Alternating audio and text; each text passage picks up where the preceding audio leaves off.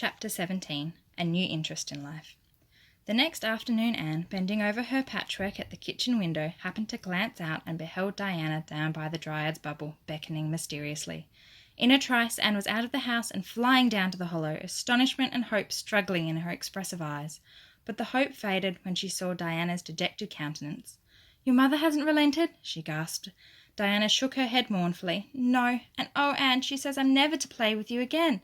I've cried, and I told her it wasn't your fault, but it wasn't any use. I had ever such a time coaxing her to let me come down and say goodbye to you. She said I was only to stay 10 minutes, and she's timing me by the clock." "10 minutes isn't very long to say an eternal farewell in," said Anne tearfully. "Oh, Diana, will you promise faithfully never to forget me, the friend of your youth, no matter what dearer friends may caress thee?" "Indeed I will," sobbed Diana, "and I'll never have another bosom friend. I don't want to have. I couldn't love anybody as I love you." "Diana!" cried Anne, clasping her hands. "Do you love me?" "Why, of course I do. Didn't you know that?" "No," Anne drew a long breath. "I thought you liked me, of course, but I never hope you loved me. Why, Diana, I didn't think anybody could love me. Nobody has ever loved me since I can remember. Oh, this is wonderful. It's a ray of light which will forever shine on the darkness of a path severed from thee, Diana. Oh, just say it once again." "I love you devotedly, Anne," said Diana staunchly, "and I always will. You may be sure of that." And I will always love thee, Diana," said Anne solemnly, extending her hand. "In the years to come thy memory will shine like a star over my lonely life. As that last story we read together says, Diana, wilt thou give me a lock of thy jet-black tresses in parting to treasure for evermore?" "Have you got anything to cut it with?" queried Diana, wiping away the tears which Anne's affectionate accents had caused to flow afresh, and returning to practicalities. "Yes, I've got my patchwork scissors in my apron pocket, fortunately," said Anne. She solemnly clipped one of Diana's curls. "Fare thee well, my beloved friend. Henceforth we must be as strangers, though living side by side, but my heart will ever be faithfully to thee." Anne stood and watched Diana out of sight, mournfully waving her hand to the latter whenever she turned to look back. Then she returned to the house, not a little consoled for the time being by this romantic parting. "It's all over," she mournfully informed Marilla. "I shall never have another friend. I'm really worse off than ever before, for I haven't Kate and Maurice and Violetta now, and even if I had, it wouldn't be the same. Somehow little dream girls are not satisfying after a real friend. Diana and I had such an affecting farewell down by the spring. It will be a sacred memory forever. I used the most pathetic language I could think of and said thou and thee. Thou and thee seems so much more romantic than you. Diana gave me a lock of her hair, and I'm going to sew it up in a little bag and wear it around my neck all my life. Please see that it is buried with me, for I don't believe I'll live very long. Perhaps when she sees me lying cold and dead before her, Mrs. Barry may feel remorse for what she has done, and will let Diana come to my funeral." "I don't think there is much fear of you dying of grief as long as you can talk, Anne," said Marilla unsympathetically. The following Monday Anne surprised Marilla by coming down from her room with her basket of books on her arm and her lips primed up into a little line of determination. "I'm going back to school," she announced. "That is all there is left for me in life, now that my friend has been ruthlessly torn from me. In school I can look at her and muse over our days departed." "You'd better muse over your lessons and sums," said Marilla, concealing her delight at this development of the situation. "If you're going back to school, I hope we'll hear no more of breaking slates over people's heads and such carry-ons. Behave yourself and do just what your teacher tells you." "I'll try to be a model pupil," agreed Anne dolefully. "There won't be much fun in it, I expect. Mr. Phillips said Minnie Andrews was a model pupil, and there isn't a spark of imagination or life in her. She is just dull and poky and never seems to have a good time. But I feel so depressed that perhaps it will come easy to me now.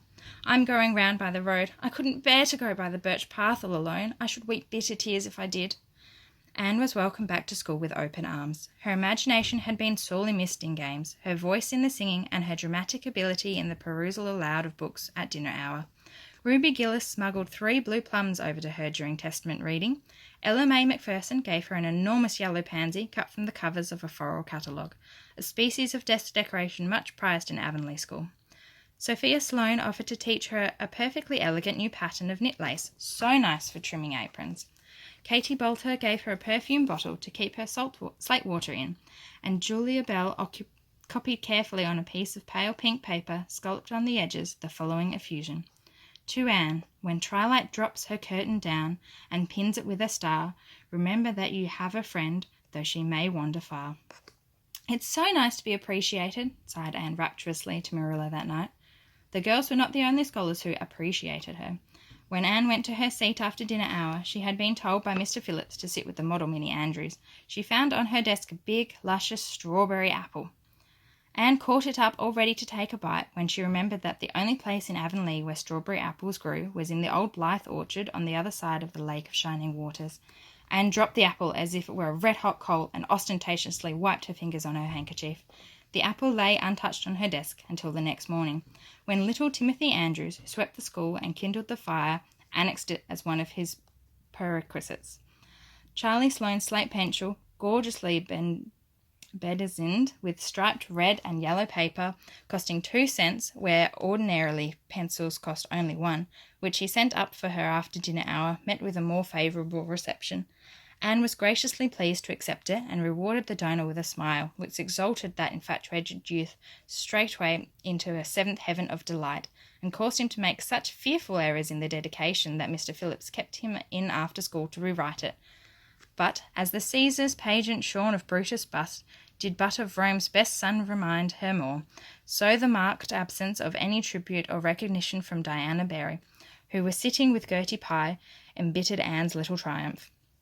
Diana might just have smiled at me once, I think, she mourned to Marilla that night. But the next morning a note, most fearfully and wordfully twisted and folded, and a small parcel were pressed across to Anne. Dear Anne, Mother says I'm not to play with you or talk to you even in school. It isn't my fault, and don't be cross at me, because I love you as much as ever. I miss you awfully to tell all my secrets to, and I don't like Gertie Pye one bit. I made you one of the new bookmarkers out of red tissue paper. They are awfully fashionable now, and only 3 girls in school know how to make them. When you look at it, remember your true friend, Diana Barry. Anne read the note, kissed the bookmark, and dispatched a prompt reply back to the other side of the school. My own darling Diana, of course I'm not cross at you because you have to obey your mother. Our spirits can commune. I shall keep your lovely present forever. Minnie Andrews is a very nice little girl, although she has no imagination, but after having been Diana's bosom friend, I cannot be Minnie's. Please excuse mistakes because my spelling isn't very good yet, although much improved. Yours until death do us part, Anne or Cordelia Shirley. P.S. I shall sleep with your letter under my pillow tonight. A or C.S. Marilla pessimistically expected more trouble since Anne had again begun to go to school, but none developed. Perhaps Anne caught something of the model spirit from Minnie Andrews. At least she got on very well with Mr. Phillips thenceforth. She flung herself into her studies, heart and soul, determined not to be outdone in any class by Gilbert Blythe. The rivalry between them was soon apparent. It was entirely good-natured on Gilbert's side, but it is much to be feared that the same thing cannot be said of Anne, who had certainly an unpraiseworthy tenacity for holding grudges. She was as intense in her hatreds as in her loves. She would not stoop to admit that she meant to rival Gilbert in schoolwork, because that would have to acknowledge his existence, which Anne persistently ignored. But the rivalry was there, and honours fluctuated between them. Now Gilbert was head of the spelling class. Now Anne, with a toss of her long red braids, spelled him down.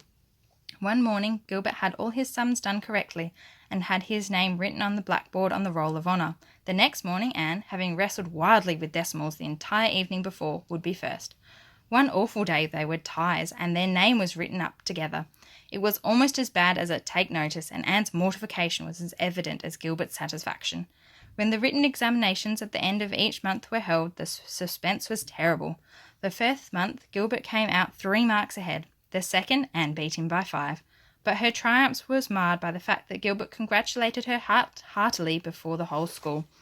It would have been ever so much sweeter if he had felt the sting of his defeat. Mr. Phillips might not be a very good teacher, but a pupil so inflexibly determined on learning as Anne was could hardly escape making progress under any kind of a teacher. By the end of the term, Anne and Gilbert were both promoted into the 5th class and allowed to begin studying the elements of the branches, by which Latin, geometry, French, and algebra were meant. In geometry, Anne met her Waterloo. "It's perfectly awful stuff, Marilla," she groaned. "I'm sure I'll never be able to make head or tail of it. There is no scope for imagination in it at all. Mr. Phillips says I'm the worst dunce he ever saw at it, and some of the others are so smart at it. It is extremely mortifying, Marilla. Even Diana gets along better than I do. But I don't mind being beaten by Diana. Even though we met as strangers now, I still love her with an inextinguishable love.